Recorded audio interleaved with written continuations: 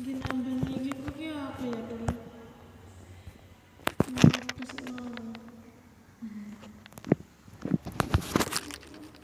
Bismillahirrahmanirrahim.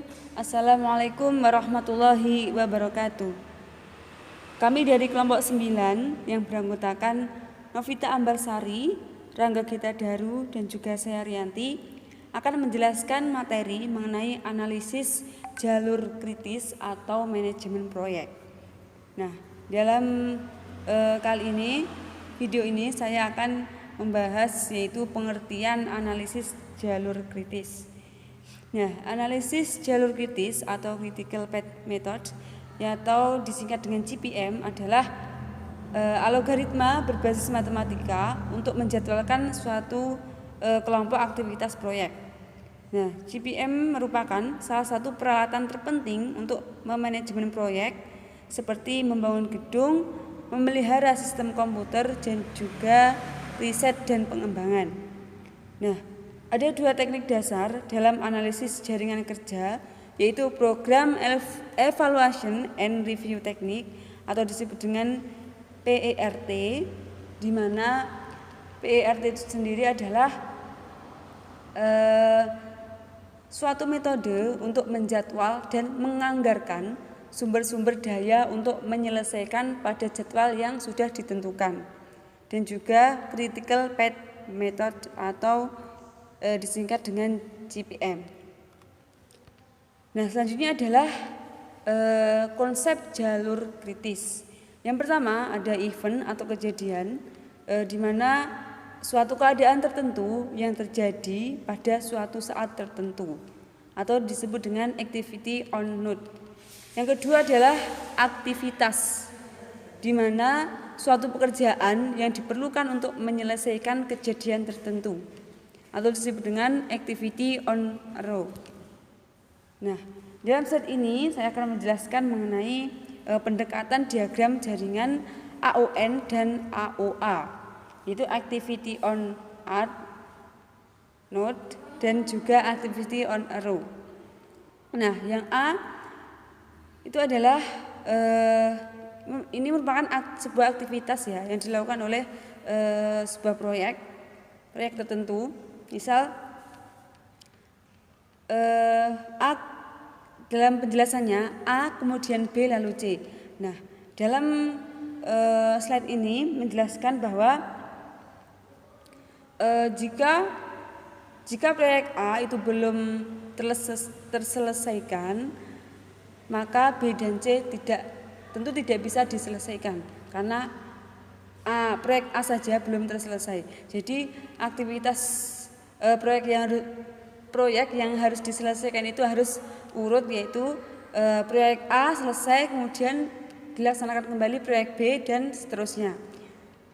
Dan yang selanjutnya yaitu aktivitas proyek A dan B harus selesai bersamaan baru proyek C bisa dimulai. Nah, ini sebuah keadaan di mana proyek A dan B itu harus selesai secara bersamaan, harus diselesaikan secara bersamaan, dan kemudian kalau sudah selesai bisa lanjut ke proyek C. Selanjutnya adalah sebuah aktivitas proyek B dan C tidak bisa mulai sebelum A selesai. Nah, ini menyatakan bahwa apabila proyek B dan C itu apabila proyek A itu belum selesai. Assalamualaikum warahmatullahi wabarakatuh. Saya Novita Ambarsari. Pada kesempatan kali ini saya akan melanjutkan materi yaitu tentang manfaat memahami jalur kritis. Nah, jalur kritis ini merupakan bagian dari metode jaringan kerja yang terutama digunakan untuk mengendalikan kegiatan-kegiatan yang bersifat tidak rutin atau terutama tipe produksi yang intermiten, produksi berdasarkan pesanan. Nah, menurut Agus Ahyari, keuntungan-keuntungan yang bisa diperoleh atau manfaatnya dengan mempergunakan analisis jaringan kerja ini adalah yang pertama yaitu mengorganisir data dan informasi secara sistematis. Dan yang kedua yaitu penentuan urutan atau prioritas pekerjaan. Dan yang ketiga, dapat menemukan pekerjaan-pekerjaan yang dapat ditunda tanpa menyebabkan terlambatnya penyelesaian proyek atau pekerjaan secara keseluruhan, sehingga dari pekerjaan-pekerjaan tersebut dapat dihemat tenaga, waktu, dan juga dana. Dan yang keempat yaitu dapat menentukan pekerjaan-pekerjaan yang harus segera diselesaikan tepat pada waktunya, karena penundaan pekerjaan-pekerjaan tersebut dapat mengakibatkan tertundanya penyelesaian pekerjaan secara keseluruhan. Dan yang kelima yaitu dapat segera mengambil keputusan apabila jangka waktu kontrak atau jangka waktu penyelesaian proyek yang diminta oleh konsumen tidak sama dengan jangka waktu penyelesaian proyek secara normal. Dan yang keenam yaitu dapat segera menentukan pekerjaan yang diprioritaskan. Nah, di mana pekerjaan-pekerjaan tersebut harus dikerjakan dengan lembur atau pekerjaan yang mana harus disubkontrakkan agar penyelesaian proyek atau pekerjaan secara keseluruhan dapat sesuai dengan permintaan dari konsumen. Yang selanjutnya yaitu tentang kondisi dari jalur kritis. Ini ada 4, yaitu yang pertama waktu normal atau normal time, yaitu waktu yang dibutuhkan untuk penyelesaian proyek atau pekerjaan di bawah program normal. Dan yang kedua yaitu biaya normal atau normal cost, yang merupakan biaya yang terjadi pada saat waktu normal.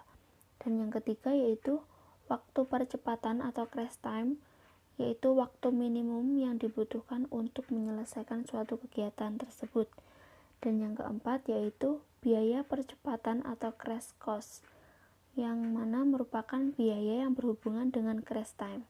Nah, jadwal proyek pertama kali ini disusun dengan menggunakan normal time dan normal cost untuk semua kegiatan. Kalau waktu penyelesaian dan biaya proyek memuaskan, maka semua kegiatan akan dijadwalkan pada waktu normal. Dan jika waktu penyelesaian terlalu lama, proyek dapat dipercepat dengan menambah biaya, sehingga akan diperoleh jaringan atau penjadwalan dengan kemungkinan yang sangat banyak. Nah, kegiatan yang mengalami perubahan biaya atau waktu penyelesaian ini dinamakan crash kegiatan. Nah, dengan demikian apabila waktu penyelesaian suatu pekerjaan atau proyek tidak memuaskan, maka kegiatan tertentu dapat di-crash-kan untuk mengurangi dari waktu penyelesaian proyek ataupun pekerjaan. Mungkin sekian yang dapat saya sampaikan. Untuk materi bab selanjutnya akan disampaikan oleh teman saya. Terima kasih. Di sini saya akan menjelaskan tentang jalur kritis dan periode waktu. Yang pertama, penjelasan jalur kritis adalah perhitungan waktu yang ditempatkan baik dalam jam, time, dan hari atau day, dengan tujuan dapat diperhitungkan kapan mampu disesuaikannya suatu pekerjaan, termasuk akan dilihat pada periode-periode kritis dari suatu pekerjaan. Secara teori dan praktek, seorang manajer produksi dituntut mampu memahami kondisi situasi yang memungkinkan timbulnya jalur kritis, termasuk mampu membuat perencanaan ketika masalah-masalah kritis.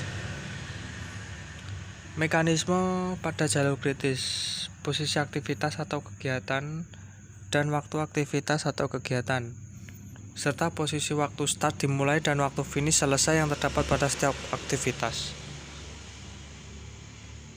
Menurut Tehani Handoko, bahwa waktu mulai dan waktu berakhir dalam hal ini dikenal dengan early start time atau S, late start time atau LS, early finish time atau F, dan late finish time atau LF. Yang mana dalam pengertiannya, ES adalah waktu yang paling tercepat untuk memulai suatu kegiatan. LS adalah waktu yang paling lambat untuk memulai suatu kegiatan tanpa penundaan. EF adalah waktu awal suatu kegiatan dapat diselesaikan.